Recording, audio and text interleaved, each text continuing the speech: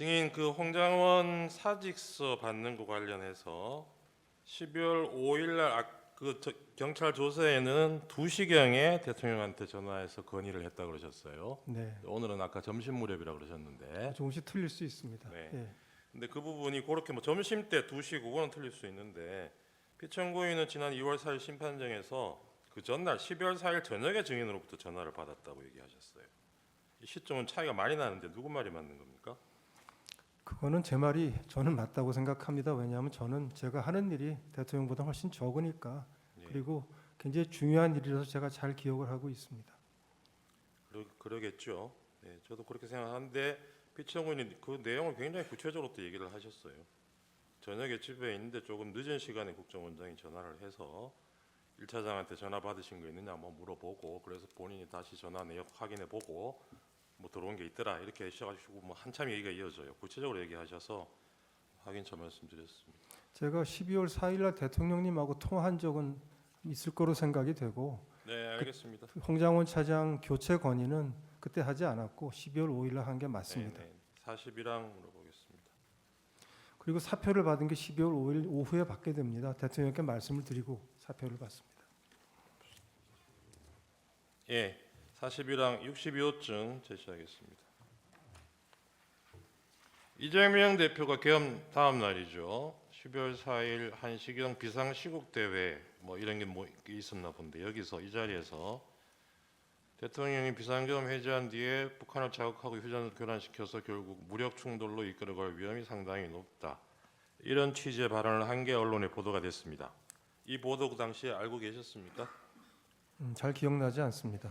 홍장원 차장이 이재명 대표한테 전화 한번 해보라고 건의한 맥락이 이런 맥락 아니었어요? 야당 대표가 이런 얘기를 하니까 국정원 입장에서는 그런 걱정 안 하셔도 된다. 이런 전화 한번 하시라. 이런 맥락 아니었어요? 그렇게 설명하지 않아서 모르겠습니다. 아까 7년 전에 뭐 박근혜 탄핵 때 기사를 들고 왔다 그랬습니까?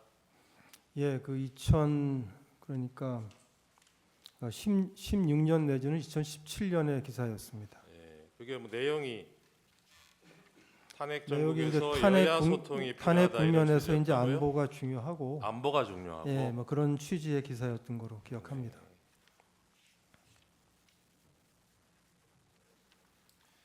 증인은 경찰에서 조사받으면서 통화 내역 뭐 핸드폰 다 제공하셨죠?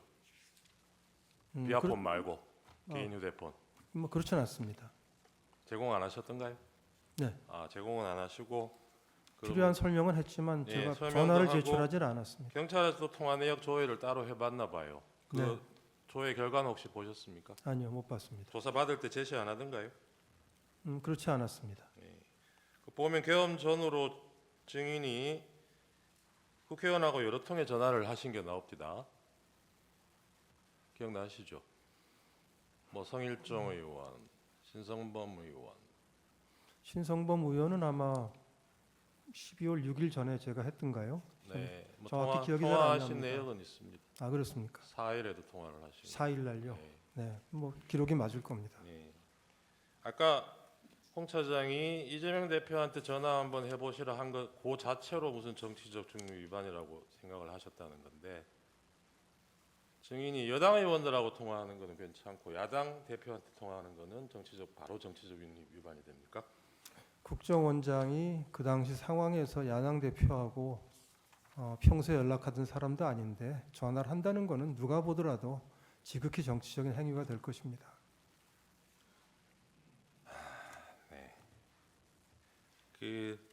이 당시에 보지는 못하시겠지만 홍 차장이 12월 5일 아침에 김태효 안보 1차장한테 보낸 텔레그램 메시지 나중에라도 보셨죠? 네, 언론에서 봤습니다. 네, 지금 화면으로도 한번 보시면 홍 차장이 이런 메시지 왜 보냈다고 생각하십니까? 저로서는 알기가 어렵습니다. 그 앞부분 한번 보세요. 다행히 국힘 탄핵 반대 당론이 나왔고 오늘 대국민 담화를 하신다니 천재일류의 기회입니다. 보이시죠? 네, 예. 국힘에서 탄핵 반대 당론 나온 거를 다행이라고 표현을 하고 있어요. 이 얘기는 홍 차장은 이 시점에도 대통령이 탄핵 겪지 않고 그 자리를 지키기를 바랬던 걸로 보이잖아요. 네. 그러기 위해서 이런 제안을 한 거고 본인이. 근데 이런 사람이 아까 저 피천고인 대리인 쪽에서 물으시는 것처럼 대통령과 통화하면서 없는 얘기 만들어 가지고 이런 메모 허위로 만들어내고 이럴 이유가 뭐가 있을까요? 그렇게 통화가 됐으면 저한테 그대로 얘기를 하면 되는데 왜 이렇게 말을 꼬아서 했는지 모르겠고요. 저는 그것도 증인하고도 얘기가 다른 겁니다, 홍 차장이. 네, 뭐 그렇습니다. 그리고 네. 저는 홍 차장이 지금 뭐 박선원 의원하고 연락을 했다는 것도 전혀 몰랐고 나중에 봤고 예, 그것도 제가 네, 여쭤볼 김태효 건데 시간이 차장한테 되면- 이렇게 연락하는 사이인 줄도 사실은 몰랐습니다. 알겠습니다. 12월 4일날 신성범 의원하고 통화하신 거는 기억이 안 납니까, 내용이? 통화 뭐, 내역은 나와요. 우리 정보위원장이니까 아마 네. 이제 이렇게 비상계엄이 어떻게 되고 지금 상황이 어떠냐 물어보셨을 네. 것 같습니다. 네. 그러면 그 전화 통화한 거하고 그 정보위의 간사인 박선원 의원이 국정원 차장하고 통화하는 거는 문제가 되고 그런 겁니까? 어떻게 된 건지 확인해 볼 수 있잖아요. 정보위원회 간사가 그날 밤에 누구랑 통화를 한다면 제 상식에는 기조실장하고 통화하는 게 맞습니다. 기조실장이 국회 담당이고 가장 자주 서로 만납니다. 네. 1차장한테 전화하는 거는 그 증인도 할 말씀하셨듯이 수는 있지만 조금 의아스러운 일입니다. 네, 뭐 그렇게 생각하신다니까 알겠습니다. 네, 뭐 제 생각입니다.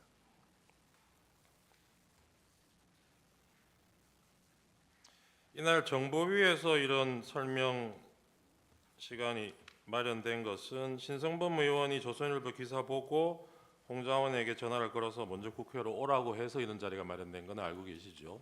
제가 신성범 위원장 전화했을 때 신 위원장은 저한테 홍장원 차장이 온다고 해서 오라고 했습니다라고 했습니다. 그래요? 예. 나중에 보니까 또 다른 얘기 나온 거 물론 나중에는 봤습니다. 전화는 먼저 하기는 한 걸로 나와요. 통화 내역을 보면 신성범 의원이 홍 차장한테. 네. 네.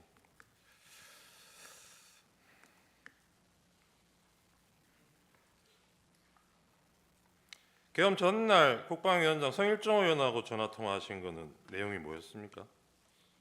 그럼 12월 2일인가요? 2일이죠. 2일 저녁에. 성일정 의원은 친분이 제가 있으니까 전화를 가끔은 합니다. 네. 글쎄요, 당장은 기억이 나지 않습니다. 그러니까요. 이게 국정원의 정무직 고위공무원이 국방위원회하고 정부위원회 위원장이나 간사위원들하고 통화하는 게 아주 이상한 일은 아닌 것 같은데. 아주 이상한 일은 아니지만 그때 누구 한 사람을 찍어서 네. 박선원 간사가 물어본다면 기조실장이 더 자연스럽습니다.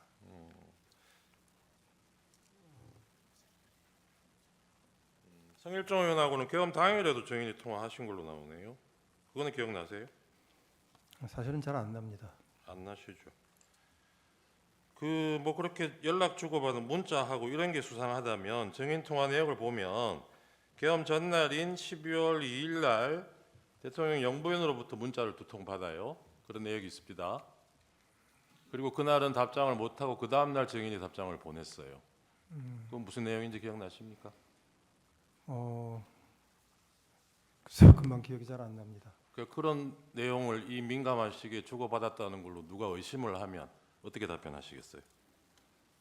결국 뭐가 남아 있으면 그걸 보시면 판단이 되지 않을까 싶습니다. 예. 근데 지금 증인은 남아 있는 것도 없는데 의심을 하셨잖아요. 무슨 말씀이신지 잘 아까 질문을 이해하지 못했습니다. 그 야당 의원하고 1차장하고 이 무렵에 연락 주고받은 게 이상하다고 의심을 그러니까 하셨잖아요. 12월 3일 밤 12시가 넘어서 계엄과 관련해서 네. 야당 정보위 간사가 연락을 한다면 제가 아니면 기조실장이 더 자연스러울 거라고 말씀드렸습니다. 그러니까요. 그렇게 접근을 하자면 계엄 전날, 당일날 영부인하고 문자 주고받은 거는 더 이상하지 않나요? 국정원장이 영부인하고 왜 문자 주고받습니까? 자주 있는 일은 아니었습니다.